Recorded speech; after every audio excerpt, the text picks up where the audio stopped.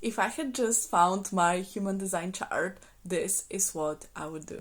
The first thing that I would focus on is looking into my type and strategy. Those two are connected because they will help you to understand what your gifts are, what are your areas of opportunity and growth, as I call them, not weaknesses, and also how to best create aligned opportunities in your life.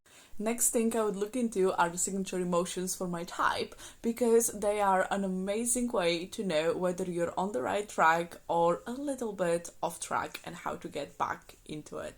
Afterwards, I would look into understanding my authority. And this is probably the most important part, so I'll take this a little bit slower and trying to apply it to my life so I can start to trust that my authority is actually correct for me. Because authority is never in the mind in human design, and so at the beginning, if you're used to really rationalizing your decisions, this may feel a little bit strange. From here onwards, you can explore human design in any way you wish. I personally started learning a lot more about my profile because that helped me so much in understanding how to learn better and how to create better content. From there, I dove a lot deeper into my centers, kind of understanding the different strengths of each center and how to use those in business.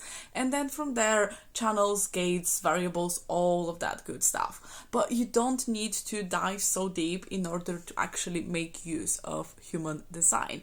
It is a simple system. It is meant to help you simplify your life, not to give you 150 rules that you need to follow.